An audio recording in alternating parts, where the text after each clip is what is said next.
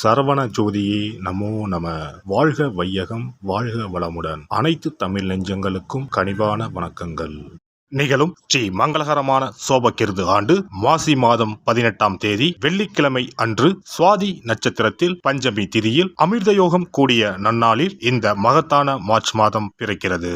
பிறக்கும் இம்மாத கிரக நிலைகளை பார்க்கும் போது மேச ராசியில் குரு பகவானும் கன்னி ராசியில் கேது பகவானும் உள்ளனர். இம்மாத தொடக்கத்தில் சந்திர பகவான் துலாம் ராசியில் உள்ளார். செவ்வாய் மற்றும் சுக்கிர பகவான் மகர ராசியிலும், சூரியன் சனி புதன் பகவான் கும்பராசியிலும், ராகு பகவான் மீன ராசியிலும் சஞ்சாரம் செய்கின்றனர். இம்மாத கிரகங்களின் பெயர்ச்சி என எடுத்துக்கொண்டால் புதன் பகவான் மார்ச் மாதம் 7ஆம் தேதி கும்பராசியில் இருந்து மீனராசிக்கும், மார்ச் மாதம் 26ஆம் தேதி மீனராசியில் இருந்து மேசராசிக்கு என இருமுறை பிரவேசம் செய்கின்றார். மார்ச் மாதம் 7ஆம் தேதி சுக்கிர பகவான் மகர ராசியில் இருந்து கும்பராசிக்கும், மார்ச் 14ஆம் தேதி சூரிய பகவான் கும்பராசியில் இருந்து மீனராசிக்கும், மார்ச் மாதம் 15ஆம் தேதி செவ்வாய் பகவான் மகர ராசியில் இருந்து கும்பராசிக்கும் பெயர்ச்சி அடைகின்றனர். இந்த கிரக அமைப்பினால் உங்கள் வாழ்வில் ஏற்படக்கூடிய சுபம் மற்றும் அசுப பலன்கள் என்ன, அதற்கான பரிகாரம் மற்றும் தெய்வ வழிபாடு என்ன என்பதனை பற்றி காண்போம். மாசி மாதத்தின் பிற்பகுதியும் பங்குனி மாதத்தின் முற்பகுதியும் இணைவது இந்த மார்ச் மாதம் ஆகும். பனிக்காலம் முடிந்து வசந்த காலம் துவங்கப் போகிறது. இனி உங்கள் வாழ்விலும் வசந்தம்தான். திடீரென கோடிகளில் சம்பாதிக்கும் வாய்ப்பும், ஜாக்பாட் அடித்தது போல பணம் குவியும் யோகமும் உண்டாக போகிறது. தயாராக இருந்துக்கோங்க. பண கஷ்டம், துன்பம், அவமானம் அனைத்தும் உங்களை விட்டு விலகப் போகும் நேரம் இது. ரிஷபராசி அன்பர்களே, இம்மாதம் பணவரவு திருப்தி தருவதாக இருக்கும். காரியங்கள் அனுகூலமாக முடியும். குடும்பத்தில் வசதி வாய்ப்புகள் பெருகும். வீட்டில் மகிழ்ச்சியும் நிம்மதியும் குடிகொள்ளும். பெண்களால் நன்மைகள் உண்டாகும். புதிய ஆடை ஆபரணங்களின் சேர்க்கை உண்டாகும். கணவன் மனைவிக்கு இடையே அந்யோன்யம் அதிகரிக்கும். சகோதர வகையில் உதவிகள் கிடைக்கும். உறவினர்களால் நன்மைகள் ஏற்படும். குடும்ப தேவைகள் ஒவ்வொன்றாக நிறைவேறும். தந்தை வழியில் எதிர்பார்த்த காரியங்கள் அனுகூலமாக முடியும். அரசாங்க காரியங்கள் அனுகூலமாக முடியும். பூர்வீக சொத்து பிரச்சனையில் பொறுமையை கடைபிடிக்கவும். சிலருக்கு தடைப்பட்ட திருமணம் கூடி வரும். வீட்டில் சுப நிகழ்ச்சிகள் ஏற்பாடாகும். சகோதரர்களுடன் அனுசரணையாக நடந்து கொள்வது நல்லது. வெளியூர் பயணங்களின் போது தேவையான முன்னெச்சரிக்கை நடவடிக்கைகளை மேற்கொள்வது அவசியம். அலுவலகத்தில் உற்சாகமாக செயல்படுவீர்கள். உங்கள் ஆலோசனைகள் நிர்வாகத்தினரால் ஏற்றுக்கொள்ளப்படும். மேலதிகாரிகளின் ஆதரவு உங்களுக்கு கிடைக்கும். சிலருக்கு பதவி உயர்வு, ஊதிய உயர்வு போன்ற சலுகைகள் கிடைப்பதற்கான வாய்ப்புகள் உண்டு. சக ஊழியர்களிடையே செல்வாக்கு அதிகரிக்கும். தொழில் மற்றும் வியாபாரத்தில் லாபம் அதிகமாக கிடைக்கும். சக போட்டியாளர்களின் மறைமுக எதிர்ப்புகளை முறியடிப்பீர்கள். பங்குதாரர்களுடன் இணக்கமான சூழ்நிலை ஏற்படும். வியாபாரத்தை விரிவுபடுத்தவோ அல்லது புதிய முதலீடு செய்வதையோ தவிர்ப்பது நல்லது. குடும்பத்தை நிர்வகிக்கும் பெண்களுக்கு மகிழ்ச்சி தரும் மாதமாக இருக்கும். குடும்பத்தில் உங்கள் ஆலோசனைகள் மற்றவர்களால் ஏற்றுக்கொள்ளப்படும். உறவினர்களும் உங்களுக்கு உதவியாக இருப்பார்கள். அக்கம் பக்கத்தில் இருப்பவர்களால் அனுகூலம் உண்டாகும்.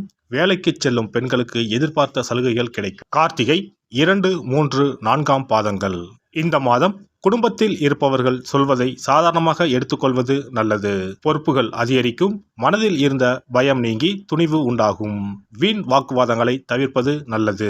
ரோஹிணி நட்சத்திரம். இந்த மாதம் எடுத்த காரியம் கைகூடும். விரோதிகளும் நண்பர்களாக மாறுவார்கள். மறைமுக எதிர்ப்புகள் விலகும். பணவரத்து திருப்தி தரும். கடன் விவகாரங்களில் எச்சரிக்கை தேவை.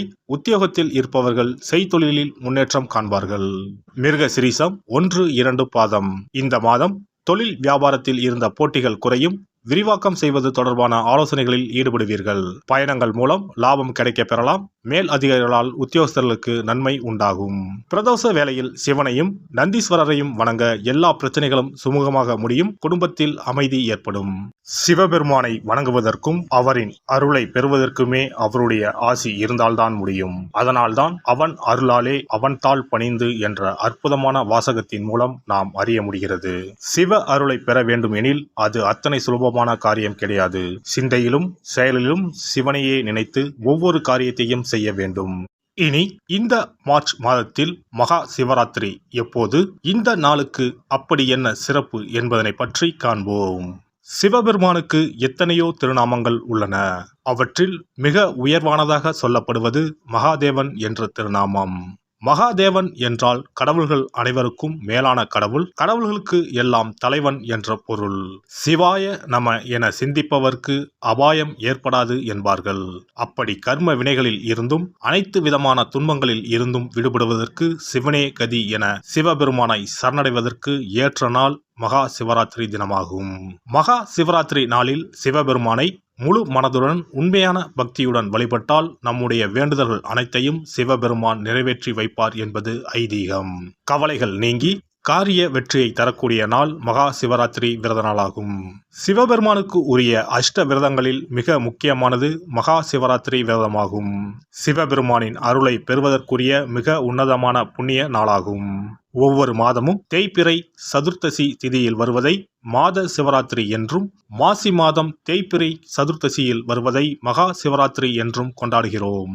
நாடு முழுவதும் சிவ பக்தர்களால் கோலாகலமாக கொண்டாடப்படும் விழாக்களில் மகா சிவராத்திரி விழாவும் ஒன்று. இந்துக்களின் மிக முக்கியமான விரத நாட்களில் இதுவும் ஒன்று. முப்பெரும் தேவர்களில் ஒருவரான சிவபெருமானுக்குரிய ராத்திரியாக சிவராத்திரி கொண்டாடப்படுகிறது. இந்த ஆண்டு மகா சிவராத்திரி விழா மார்ச் 8ஆம் தேதி கொண்டாடப்பட உள்ளது. அன்று இரவு 8:20 மணிக்கு துவங்கி மார்ச் 9ஆம் தேதி மாலை 6 மணி வரை சதுர்த்தசி திதி உள்ளது. இதனால் மார்ச் 8ஆம் தேதி இரவு 8:30 மணிக்கு பிறகே சிவராத்திரி பூஜை துவங்க வேண்டும். சூரிய பகவான் கும்பராசியில் பயணம் செய்யும் மாசி மாதத்தில் தேய்பிறை சதுர்த்தி நாளில் முதல் நாள் மாலை துவங்கி அடுத்த நாள் காலை வரை சிவனுக்கு தொடர்ந்து 4 கால பூஜைகள் செய்யப்படும். சிவராத்திரி அன்று இரவு முழுவதும் கண் விழித்து சிவ வழிபாடு செய்து அபிஷேகம், ருத்ராபிஷேகம் செய்து சிவ மந்திரங்களை உச்சரித்து சிவனின் அருளை வேண்டி பிரார்த்தனை செய்ய வேண்டும். ஆன்மீகத்தில் உயர்ந்த நிலையை அடைவதற்கும் துன்பங்கள் மற்றும் பாவங்களில் இருந்து விடுபட்டு மோட்சத்தை அடைவதற்கும் ஏற்ற நாள் இதுவாகும். மகா சிவராத்திரி அன்று அதிகாலையில் எழுந்து புனித நீராடி வீட்டை சுத்தம் செய்து பூஜை அறையில் விளக்கேற்றி வைக்க வேண்டும். பிறகு மாலையில் சிவன் கோவிலுக்கு சென்று அங்கு நடக்கும் அபிஷேகம் பூஜைகளில் கலந்து கொள்ள வேண்டும்.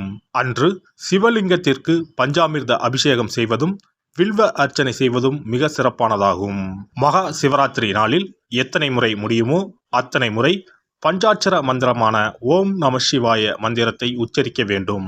இது தவிர சிவபுராணம் பாராயணம் செய்வது மிகவும் சிறப்பானதாகும். இந்த நாளில் ருத்ராபிஷேகம் செய்வதும் கோவில்களில் நடக்கும் ருத்ராபிஷேகத்தில் கலந்து கொள்வதும் மிகவும் சிறப்பானதாகும். இந்த முறையில் மகா சிவராத்திரி விரதம் இருந்தால் முந்தைய 3 பிறவிகளில் செய்த பாவங்கள் நீங்கும். மனக்கவலைகள், நோய்கள், வறுமை நிலை ஆகியன நீங்கும். அதோடு வாழ்வில் அனைத்து விதமான இன்பங்களும் உயர்வும் கிடைக்கும். நாம் செய்யும் வழிபாடு, பூஜை ஆகியவற்றிற்கு 2 மடங்கு பலனை தரக்கூடியது மகா சிவராத்திரி விரதமாகும். தஞ்சாவூர் மாவட்டத்தில் உள்ள பட்டுக்கோட்டை செட்டியக்காடு அர்த்த நாரீஸ்வரர் ஆலயத்தில் வரும் மார்ச் 8ஆம் தேதி வெள்ளிக்கிழமை மகா சிவராத்திரி அன்று 4 கால பூஜைகள் நடைபெற உள்ளன. இந்த பூஜைகளில் நீங்களும் கலந்து கொண்டால் தம்பதி ஒற்றுமை, மனப்பேறு, குழந்தை பேறு, ஆரோக்கியம், ஆயுள், செல்வம், புகழ் உள்ளிட்ட சகல நன்மைகளும் கிட்டும். எல்லாம் வல்ல இறையருளால் நீங்களும் உங்கள் அன்பு குடும்பமும் உடல் நலம், நீலாயுள், நிறை செல்வம், உயர் புகழ், மெய்ஞானம் ஓங்கி வாழ்க வளமுடன். இந்த வீடியோ பதிவு உங்களுக்கு பிடித்திருந்தால் லைக் பண்ணுங்க, கமெண்ட் பண்ணுங்க, ஷேர் பண்ணுங்க, மறக்காம சப்ஸ்கிரைப் பண்ணுங்க, பக்கத்துல இருக்கிற பெல் பட்டனை கிளிக் பண்ணுங்க. நன்றி, வணக்கம். ஓம் நமச்சிவாய, சிவாய நம.